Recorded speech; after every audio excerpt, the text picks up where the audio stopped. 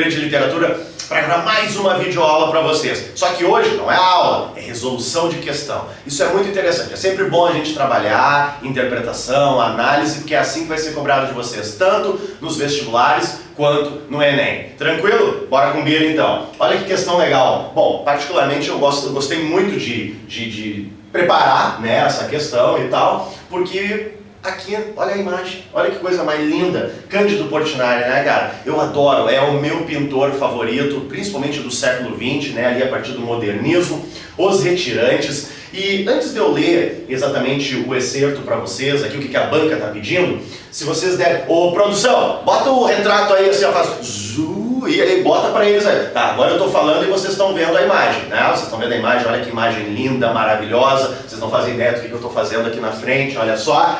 Cara, dá uma olhadinha assim, ó. Retirantes, seca, aridez, sertão, pessoas desnutridas, crianças com rostos, né, tristes, abalados, angustiados. É impressionante como Cândido... Agora volta pra mim aqui, volta pra mim. Olha só, pessoal, é impressionante como o Cândido Portinari tem essa facilidade de chocar, impactar na sua pintura, né? Então, a banca diz pra nós o seguinte: quanto às características da prosa de 30 e o quadro abaixo, podemos afirmar. Olha que bacana, pessoal. Eles fizeram uma questão onde envolvia uma pintura extremamente social, né, crítica social aqui ferrenha, à fome, ao abandono, né, ao desleixo, né, que leva essas pessoas a terem essas condições sociais precárias. Mas coloca aqui características da prosa de 30. Lembra o que é a prosa de 30? Romance de 30 ou regional de 30, segunda fase do modernismo brasileiro, onde nós temos aqueles gênios, né, aquela nata da prosa do século XX, Graciliano Ramos, Jorge Amado, José Lins do Rego, Raquel de Queiroz, Rachel de Queiroz, adoro ela.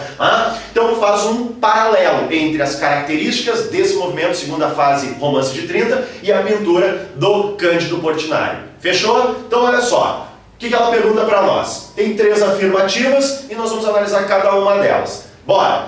Número 1.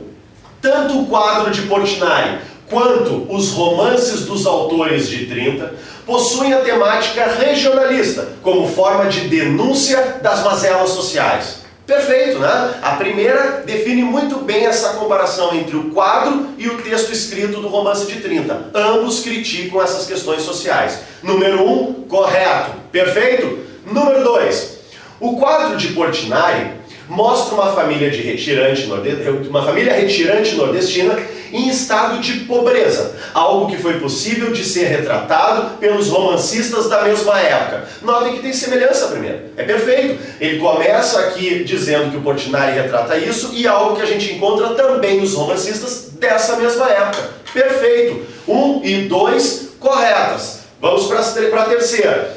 As aves ao fundo da pintura dão um ar de simbolismo ao quadro, o que só foi possível de ser realizado na poesia da época.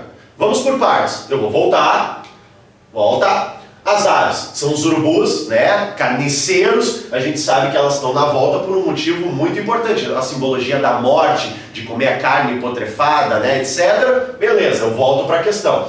Ao fundo da pintura dá um ar de simbolismo ao quadro. Até aqui estava maravilhosamente bem. Depois assim, o que só foi possível de ser realizado na poesia da época? Não é verdade. A prosa da época, os romancistas de 30 conseguiram fazer isso também. Então, não está correta. Não, cuidem, né? Somente, extremamente, nunca, sempre. O que só foi possível de ser realizado na poesia está equivocado. Então, 1 e 2 corretas, nossa letra D do demônio. Certo, pessoal? Essa foi mais uma resolução de uma questão aqui com o professor Bira de Literatura. Nos encontramos na próxima. Até a próxima! Tchau!